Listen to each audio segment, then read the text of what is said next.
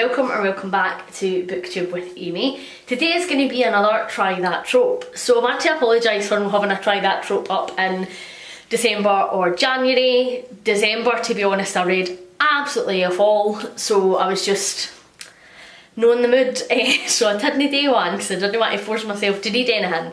And then in January I just didn't have the same access to the books as I have had done, because we obviously had a lot of them packed away, or they were in our bookcases, but our bookcases were like stacked right in front of each other, so I didn't want to just pick two books that I had out and do one that I wasn't really interested in doing, or like do one for the sake of it. So I thought I'll just wait and have it come back in February. So for this Try That Trope, I'm doing something a wee bit different. Normally I try to pick something that I'm not too sure if I like, or like read for a genre, or like a trope that I wouldn't ordinarily pick up from. This month I am actually trying out a trope that I know for a fact I don't like. So I feel like I have liked every single trope so far. I've maybe had issues with like specific bits and specific books, but overall the trope has never been what stopped me from enjoying a book.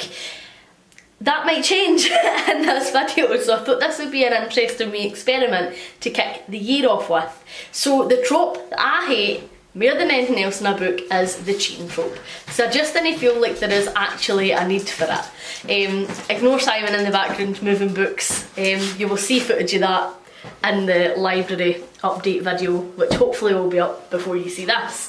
So I just never feel like there is a need for there to be characters who are cheating.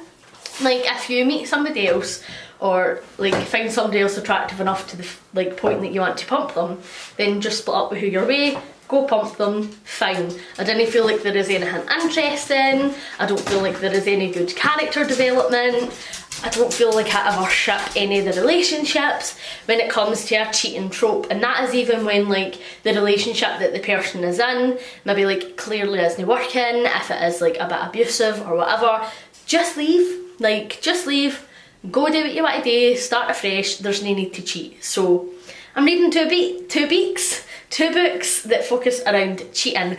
I've decided to read Never Greener by Ruth Jones, and then I'm also going to read Conversations with Friends by Sally Rooney. Now, I tried to read Conversations with Friends a couple of years ago, right after I read Normal People. I love Normal People, that was a 5-star read for me, thoroughly loved it, was so buzzing to get into Conversations with Friends, and I really didn't enjoy it. I ended up DNFing it. I think I DNF'd it about 30-40 pages in, because I just couldn't deal with the characters. They were so annoying, very grating, didn't ship any of the relationships, they were all total arseholes, so I didn't understand what enjoyment I was going to get out of it. But I know that Scott over at Gunpowder Fiction and Plot really enjoys this book, and he says like, aye, they're all arseholes, but that's what makes it fun. Like, you're not supposed to go into it thinking like it's a romance and ship them, it's just like an interesting character piece. So I'm going to give it a second chance. I also recently read Beautiful World, Where Are You, or Beautiful People, whatever it was called, by Sally Rooney, and I really hated it. I did that as another Try That Trope. I think my last Try That Trope last year, and I really didn't enjoy it, so this will be like the make or break for me with Sally Rooney. So I'm going to start with Ruth Jones's Never Greener to see how I feel about that one first, before I re-dive into Sally Rooney. I am about 40 pages, 50 pages into Never Greener so far, and I'm really loving it. I have no issues with the writing or anything so far. I just don't like the characters. They are immediately unlikable because of their chosen actions, and I just really don't have a lot of sympathy for our main character, whose name is currently escaping me, but she is like an actress. She had an affair with a married man, Callum, when she was working in his brother's pub when she was like in her late teens, early 20s, and now she is grown up, she is an actress, and that is where most of her story is taking place. She treats her current husband a bit like absolute shit. She doesn't ask for his opinions on anything. She doesn't value his career in the same way. You know, her career and whatever she wants is very much her focus. There's a lot of her feeling the pressure that she needs to do these things because she is the breadwinner of the family, but mainly it's just because it's what she wants to do is the vibe that I'm getting. So I didn't really know if there's going to be a bit of conflict there between what she feels she should do and what she actually wants to do. That could be potentially interesting. Kate. Thank you, Kate. And I am not really liking Callum, the male main character, at the minute, because like he was literally talking about how besotted he was with his current wife and their 2 kids, with a third one on the way. Like, the wife is pregnant, and then like literally in the next sentence he's pumping this Kate lassie on a park bench. Like, so no, not really liking that, not liking that. Also, Kate's husband, he has a best friend, and they've been best friends since they were in primary school right through, and they are trying to organise like a uni reunion of everybody who was in their year, and the friend is inviting her ex, who has broken her heart. We didn't really know the ins and outs of that relationship at the minute, but I'm sure we're going to get to it. And he's feeling some type of way about it. He's like, Kenny was an absolute dick to you and don't think you should be inviting him, and like getting a wee bit jealous about it almost, I'd say. So I can definitely see that Kate is going to go and re-be with Callum and have an affair with him. Maybe he'll leave his wife, maybe he will not. Maybe they'll do like an open relationship, sister-wife situ, who knows.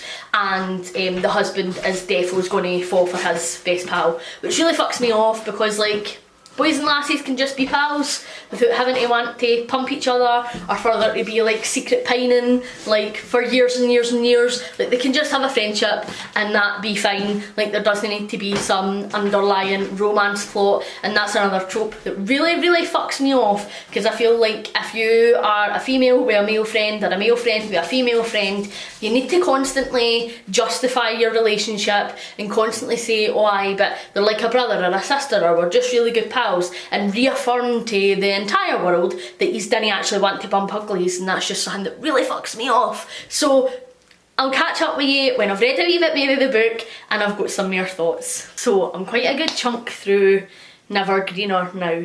I'm on like chapter 29 or 30, so like about 150, 170-ish pages in. I'm doing it on audio as I'm working on the shelves, so I am not too sure exactly page count where I am. I don't know how I'm feeling about it, to be honest. Like, I still am enjoying the trope of them cheating. Like, I just didn't really understand why that's a thing. Callum and Kate have met up again in real life as adults. Well, they are both adults, but I just mean like they're older, and I count all people as adults because I am an adult. So they have met up again and they've started their affair up again. They've slept with each other a few times. They're both lying to their respective husbands, wives, kids, others, to be seeing each other, and I just don't really understand the need. We've just had a full chunk of time that's been set back in the past as well, and like, it's very clear to see that Kate's husband and his pal Harriet, or Henry, or whatever her name is, like, they're so in love, and like I can see them totally getting together. But I just don't think that that is going to make this a happy ending. Like, and then what about Callum's wife Belinda? Like, she doesn't have a pal that she is just going to shack up with. Like, and ultimately, like, she shouldn't need one. Like, we shouldn't have to have everybody in different relationships with other people to try and be like, oh look, it was fine, like, it's alright that they cheated because look at the outcome. Like, it's still never alright. And like, see back in the past, like, it feels like they are trying really hard to make you feel sorry for Callum. And like, there's a scene where he's with Kate and like they're pumping, and then he finds out like his wife has went into labour, so he's like, oh shit, and like has to come up with a full cover story as to where he was and da da da. And then like, he's talking about how racked with guilt he feels, like that he nearly missed the birth of his bairn, and I'm like, I have no sympathy for you because you are actively choosing this. Like, nae a single ounce of sympathy. And then in their current timeline, like, Belinda knows. I don't know if she knows the full extent of the affair.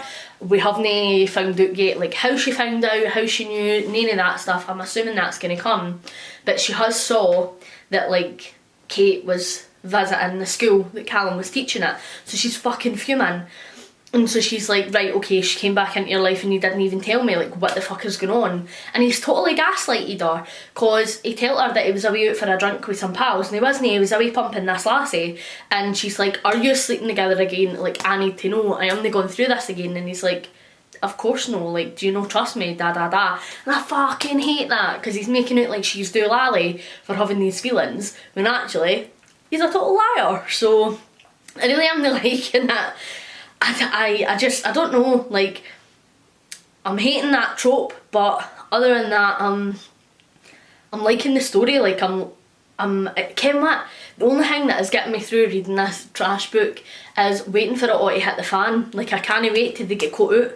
I am like, yes, give me the drama. Like, I hope you feel like the worst people in the world, and that's the only thing at the minute that I think is keeping me reading it. But I still wouldn't necessarily say that I like this trope. Like, anything else could have happened with these set of 4 characters and, like, there'd be a same sense of drama, like, or something else. Like, I didn't feel like there needed to be cheating. These 4 people could have just fell in love with different people and their marriage could have broken down, and that in itself would have still been an interesting enough story that I don't feel like the cheating trope has added anything. Okay, so, been listening to some more of the book. I'm up to chapter 42 now. And I don't know, like, I guess it's taken a different turn from where I thought it was going. So I thought that Callum and Belinda, like, I wasn't sure what was going to happen with them, but Kate and her man, I thought that they were definitely going to split up because he was in love with, like, his best pal. And, like, I don't know, it's taken a bizarre turn. So, like, it transpires that he actually had, like, a sexual encounter with the guy that Harriet or Henry or whatever her name is, I always forget, that she was going out with in college. So maybe his jealousies came through there. I really hope that this isn't going to be it's fine that Kate's cheated on him this entire time because he's actually realised he's gay. I'll be really, really fucking scunnered if that's the route that this book takes, because, like, it still doesn't make it alright.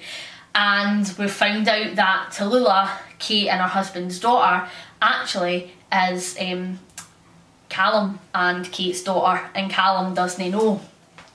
I feel like I'm starting to feel a bit more sorry for Kate than I did even in my last clip. Like, I think she was young and she was stupid and she should never have went for a married man. But I think that Callum has treated her, like, proper appallingly. I think she very much loves Callum, and I think for Callum, like, it's just an ego thing. Like, I think he's just happy to be getting his hole for, you know, somebody young and hot, which is so gross. But I feel, you know, there's a scene that happens in the book where the wife Belinda suspects that Callum is having an affair, so she says she's going away with the kids to her mum and dad's, and she does, but she drops off the kids at her mum and dad's, and then she comes back to try and, like, catch him in the act, and she does. But Kate and Callum have had a conversation at this point where Kate was like, look, listen, I promised I was never going to ask you to leave your wife, but, like, going to leave your wife because, like, I'm really in love with you. And, you know, she gets really quite emotional, quite upset about it, and he is basically just like, I cool, no bother, like, I'll leave her for you, blah blah blah. But then when Belinda comes back, you know, she's like, right, get the fuck out my house, like, I can't believe you've, like, done this, talking to Kate and Callum. And, you know, Kate's like, well, I am not leaving, like, I'm really sorry that you've had to find out this way, but, like, we've spoke about it, he's not had a chance to talk to you about it yet, but he's leaving you for me. And Callum's like, get the fuck out my house, Kate, like, know the time nor the place, blah blah blah, and, like, just, like, discards her to the side, and then basically doesn't contact her for ages and ages and ages because he's trying to win Belinda back. And I just feel a wee bit shit for Kate because she, this whole time, has felt like they were eekies, and, you know, like, he loved her as much as she loved him, and I don't feel like that's the case. And then in like current day timeline, they've snuck away for like a wee night at a hotel together, and she's like, I didn't know when I'm going to be able to see you next, like I'm filming, da da da. And he's like, what are you on about, like I am not seeing you again, like this is it, basically. And again, just not really having any concern for her feelings at all, and that's just really fucking me off. And like, know that it justifies the decisions that Kate's making, because it certainly doesn't. I'm not saying that just because you fall in love with somebody else it justifies you cheating, it really doesn't. But at least for her there's some sort of a real emotion there, whereas for Callum it's seeming like he just wants sex. And like, I really didn't care about Kate's husband. I find his character a bit dull, and he's a bit of an arsehole. He has like a lot of resentment for Kate, for like struggles she's had, and I just didn't really like that. But I really like Belinda, so like Belinda is the thing that's getting me through this book. Like, I am team Belinda. Can't wait to like go mental and kill your cheating ass husband or something. It's going to be class. I actually am not hating this book as much as I thought that I would, because as much as the cheating's happening, like it feels to me really character focused, more so than focusing on like the insidiousness of the cheating, if that makes sense. And so I am enjoying that aspect of it, and I think that maybe because I'm coming around to like Kate a wee bit more, it's not as much of a slog for me. But Callum's a dickhead, really fucking hate him, still don't like the trope. So I am nearly finished Nevergreener. I've only got an hour left of the audiobook, so I thought I should give you another wee update with some of my thoughts. I'm going to actually turn around the other way, because I probably shouldn't film with the window behind me, it'll be blinding. Yeah, that's better. So Belinda and Kate's husband, I can't remember if it's Mark or Matt, I've been so bad with the names in here. They both know about the affair now, and Kate and Callum have left their respective partners to be with each other, and so at the minute we are just in the aftermath of all of that. It turns out that Tallulah is indeed Kate and her husband's baby, and in fact she had a son with Callum previously, and she put the son up for adoption. At this stage I am not too sure if Callum knows about that yet or no. It hasn't been discussed on page, but like, I'm assuming if they're in a relationship together now, then like he would know, but I can't say one way or t'other. I don't ship Callum and Kate at all. I don't really feel like they should be together, and as much as I'm glad that everything's all out in the open now, I don't know, I feel like Kate's getting a really hard time and Callum isn't, to be honest. Like, Belinda and the kids obviously didn't want anything to do with Callum other than his youngest daughter, but like, they call her Hateful Kate, and like, he is at the minute instructing his wife, well, instructing Belinda to try and sell the house, so that, like, I mean, it's a joint asset, so they're both entitled to half the money. And she's like, oh, he would never do that, it's Hateful Kate, it's Hateful Kate, like as if he is incapable of making his own decisions and somehow it's Kate's fault. And then obviously, like, her husband Matt, his like friends and family and stuff are totally against her, which I get, like she cheated on him, but again, it's just interesting that like she's the one getting a hard time for both sides, as opposed to him really getting a hard time for anybody other than his ex-wife and kid. I think that it's shit that he's essentially done this to her twice and had two full-blown affairs with the same person. I think that it's fair that they are properly split up now, and that he has left Belinda for Kate, because I mean, there's clearly something there. I'm still not convinced it's love, in honesty, for him. Like, I think he just likes being with somebody who's younger and a bit famous, and like, it just makes him feel good, which is a bit shit. I am not hating the book, like I said earlier, but I still don't think that I'm enjoying the trope. I think that we could have had a lot of this throughout it, like, and had this conflict. Like, it could have just been that they were together when they were younger or whatever, like there didn't need to be cheating at all, and then knew they were both with people later on in life. Like that Christina Lauren book or whatever that I had read, and it's like a second chance romance type thing. Like I think I would much prefer that, and they split up with their partners and gave things a go, or like a cheating trope. I still didn't feel like the cheating has actually added anything to this story. I don't think that it's added any tension or any specific character development that couldn't have been added by like any other situation. So the next time I update you on this one is probably going to be when I finish the book. So Finish Never Greener. I don't know, I've got mixed feelings on this book, to be honest. So in the last update I had says like that Kate had left her husband and Callum had left Belinda, and like they were together, and like their relationship just wasn't great. I think that Callum lacked a real understanding as to the life that he was stepping into being with Kate, somebody who is very much in the public eye, and you know how much their life and their relationship would need to take a back seat to that. But unlike her husband before, he like was really understanding and quite gracious with it a lot of the time. Callum was just like, nah, like I am the interested, didn't want to do this, da da da. Like even at one point she was nominated for like a BAFTA, and he was moaning about the fact like he was going to have to like open the door for her on the red carpet and that, like I'm no your servant. Like oh my god, get a grip. And so he was just like a knob. And then I think that he had a lot of resentment because his kids didn't really want a relationship with him, and they certainly didn't want a relationship with her, even if they were coming around to trying to have a wee bit more of a relationship with him. So there was like quite a bit of resentment there on both parts.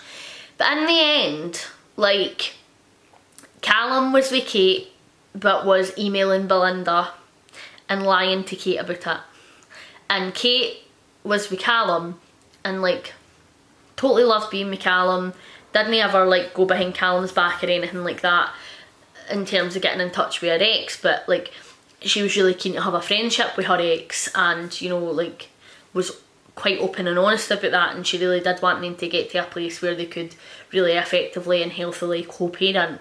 I suppose she was in a bit of a different situation for Callum because his kids were grown, whereas Tallulah was still quite young. And it was just a bit weird because they left their partners to be together and knew that they're together. Like their focus seems to be their other, like their ex-partners, and I sort of forget that, right? And like the whole title of the book is Never Greener, so like it's no always greener on the other side. Like I get it. So this is almost like an anti-cheating book, I suppose. But in the end, Kate and Callum split up. Like their relationship just does not work. It isn't functional. There's like no lot of trust there for Kate either, because Kate obviously knows like he cheated on Belinda, so she's quite like, are you going to cheat on me? And because she's in the public eye, like their dirty laundry is basically aired for the entire public to know. And people weren't really on their side, and so they split up, and Callum moves back near where the kids are and starts to try and rebuild his relationship with the kids. Now, while Belinda outright says to him like, we will nae be getting back together, that's not going to happen, she also says to him like, if you want to woo me for the rest of your life, then like I'm fine with that. And so he basically does, like, and he just, so they're essentially together but they aren't. Like it's bizarre. And I didn't feel like that made sense for Belinda's character, because like why would you forgive somebody like a second time when he's done the exact same thing? And like it just didn't really make sense to me. And then Kate ends up getting herself sober and clean. She's had addiction issues and drink issues throughout the book, so she gets herself like fully off all of that, and is going to AA. She is going to therapy, and sort of trying to deal with some of the issues she's had and stuff, which is brilliant. You know, and at one point like she says to her ex like, can we just get back together, can we give it another go? And he's like, look, listen, you know that that's not going to happen. But actually their relationship is really positive in the end, because he finds somebody else and they get married, and Kate fully supports their relationship, and they're almost like 3 wee best pals, and so like they have a really great parenting structure for Tallulah, and so that was really nice and that was really positive to see, because I did feel like for a lot of this book Kate got the brunt, even though she wasn't the only one who had cheated. I think it's a 3-star for me. I don't think the book was spectacular. I appreciate it was Ruth Jones's debut. It wasn't quite as funny as I would have expected it. Like, certainly if you're watching Ruth Jones's TV writing, I would have expected to like get a real punch in the gut connection to the characters. I would have expected it to have been a bit funnier, because I feel like our TV show writing is like that. Like, the characters are just so relatable and so lovable, and sometimes you're greeting with like happiness or sadness, but like you're laughing through it because somebody will say something stupid. And I guess I was sort of expecting that, and I didn't really get that as much. I think that Kate was probably the most developed character, and I think it's good that in a way she wasn't always likeable, and like you could be like, right, okay, well I think that this is a mistake, because then by the end like she also agrees with you, and so I feel like there was quite a bit of growth there in terms of her character. I do like the way that her addiction was handled in this book, because I feel like a lot of the times, as I've said before, like somebody's just totally villainised because of their addiction, and that isn't accurate. Although Kate had addiction issues throughout this book, it was just like a part of her character, and it was never made like everything about her. And her husband handled it with like so much compassion, and he was never like, oh Ken, like what a junkie or anything like that, and it wasn't used in a way to vilify her. Like, it was just part of who she was, and so I really liked that aspect of it. Overall, I still didn't like the cheating. Like, I didn't feel like I got anything out of the story because these people cheated, and I just think like I've said in so many more clips before, there could have been like a second chance romance thing that happened here that didn't need to be cheating. So the book was a 3-star. I didn't absolutely hate it. I didn't think it was the best thing that I've ever read, but I still didn't enjoy that element of it. So I'm going to start Normal People today. I have some bits and bobs that I need to do around the house, so I'm going to get them sorted. And then I will catch up with you when I have some thoughts on that. Hello, so I just thought I would update you while I cook dinner as to where I'm up to with Normal People. So I am just past the bit in which I DNF'd it the first time I tried to read this book, so maybe just over 100 pages or so. So in this novel we have 2 best friends, and they are like poet, artistry type people, and they both start having an affair with a married couple. So one of the friends is interested in the wife, and the other friend is interested in the husband. And so like, well, I can't say there's 2 affairs at this stage, but I feel like there is going to be, but at this stage there is certainly one affair. And I just don't really see what the cheating adds to the story. I feel like we're supposed to feel sorry for the husband character who's cheating on his wife, because it's like made apparent on page that she's had quite a few affairs before. It doesn't say how many, but certainly plural, and like that must feel like absolute shit if it's happened several times. But like, I don't feel sorry enough for him that it totally justifies him cheating, and I still just feel like they're all absolutely horrible people, but I am trying to like be alright with them being horrible people, and just sort of seeing how we go. I'm not too sure at this stage, but I'm going to cook some dinner, I'm going to listen to some more of the audiobook, and so then we'll maybe catch up later on this evening, or I'll catch up tomorrow. I am enjoying this significantly less than Never Greener, but that was to be expected, I think.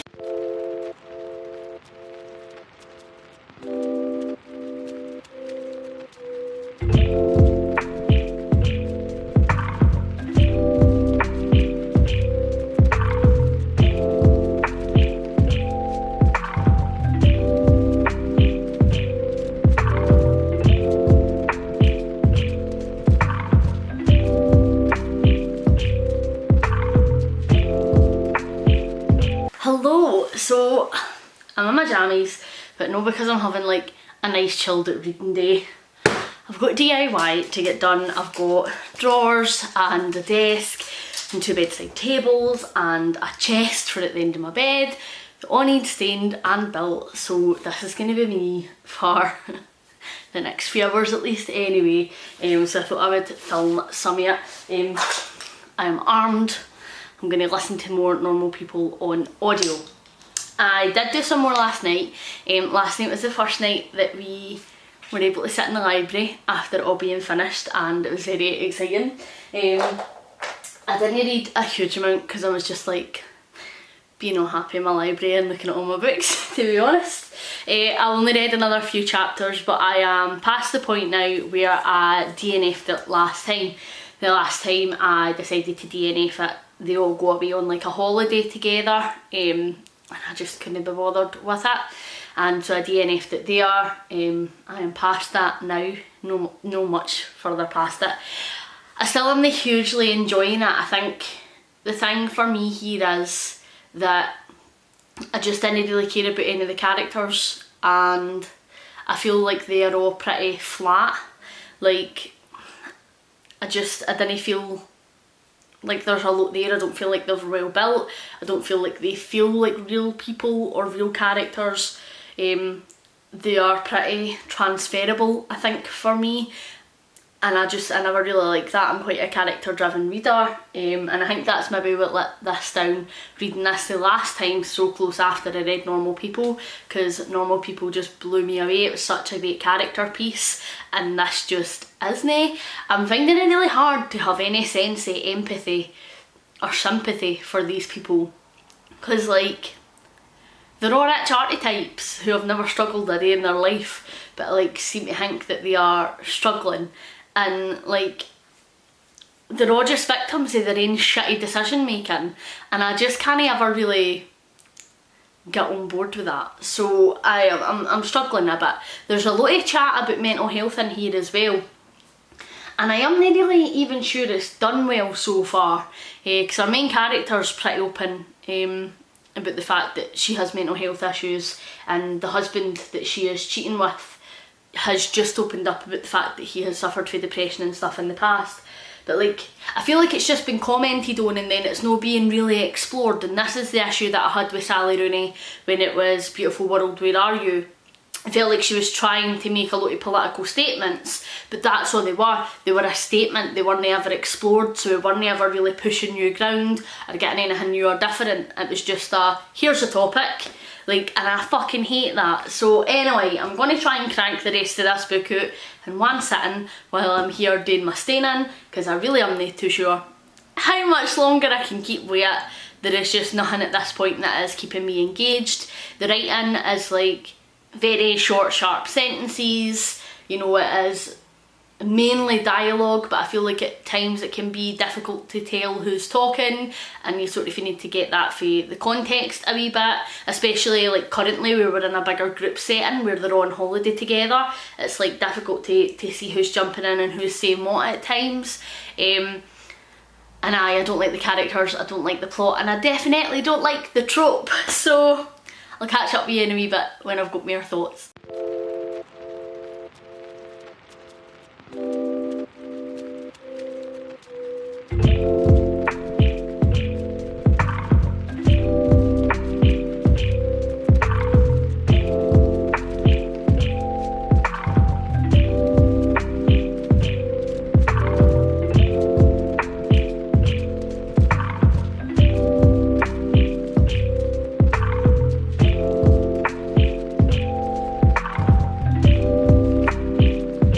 So I finished Normal People. I also finished staining my drawers and my chest, but I haven't built them yet. I'll be doing that tomorrow. I'm currently going to make a curry for dinner, so I thought we would chat just as I'm cooking away. Ignore the dog deciding to take a drink right as I bring the camera out.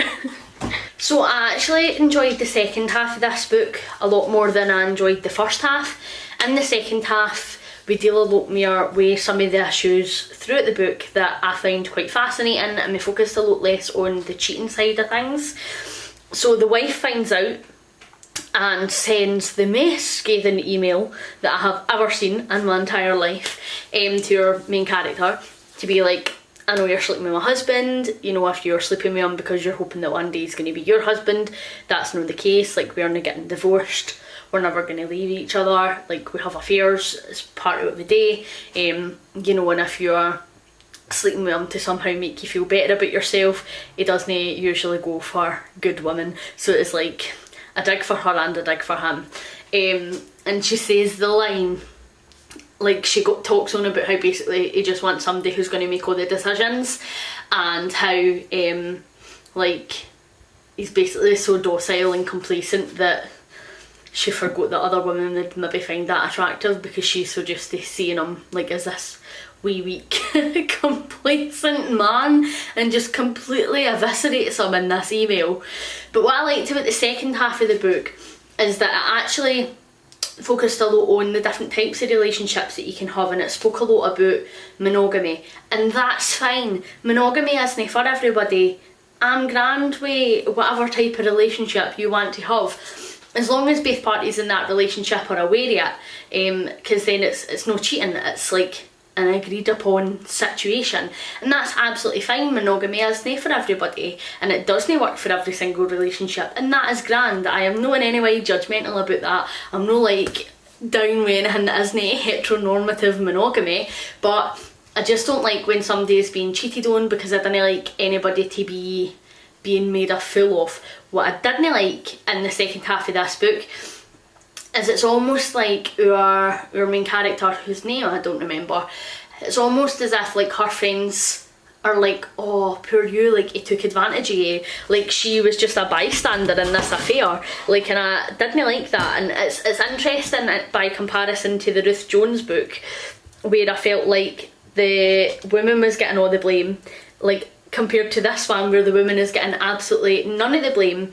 And like, it's just interesting parallel between the two of them, and I don't agree with either of them. I think that both parties should take 50% of the blame, because they were both in it and they both did it. We talk a lot more about mental health in the second half of this book, and it deals with the topic of self-harm, and I think that was handled pretty well. I think that if anybody hasn't had any experience with self-harm, that they think, you know, maybe it's this big premeditated thing, and like, you know, you take the time and there's a ritual, or like something traumatic needs to happen for you to want to cut, which isn't always the case. It is sometimes just like you need to slip away, have a wee cut just so that you can get through the day, like any other unhealthy addiction, like nipping out for a fag. If you're stressed, it can be exactly the same, and I think that the book did a really good job of portraying that well. I'm cutting onions, so see if my eyes start like absolutely pissing a water, that's why. I rated this book a 2-star in the end. I didn't find it a fascinating character piece, and I could have quite happily went without reading it and stuck to my guns with my DNF, because it isn't a book that I enjoyed. I just really didn't like the characters enough to care about anything that happened in their life, and to be honest, I reckon that this is going to be the end of the road for me and Sally Rooney.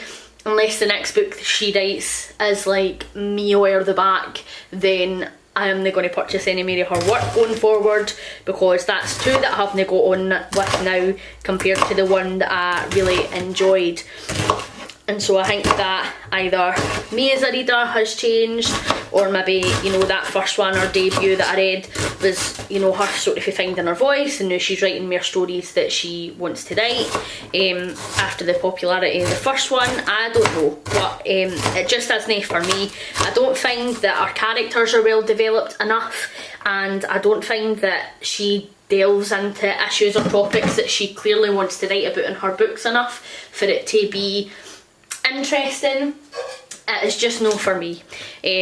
I will finish up this vlog when I am dressed. I'll probably finish it up tomorrow and come at you with my final thoughts on the trope, because I feel like I do need to give it a wee bit of thought, maybe some more than some of the others that I've read, because for all, like, I still didn't like the cheating in these books. I enjoyed some other elements, and although none of these books were a 5-star by any means, and Sally Rooney, like I was close to DNF, and at the same point I DNF'd it the last time, but that was more because I was finding it dreadfully boring, more than no actually liking the trope. So I think I need to go away and reflect a wee bit and see what my final thoughts are on this trope. But for now, you can watch me make dinner.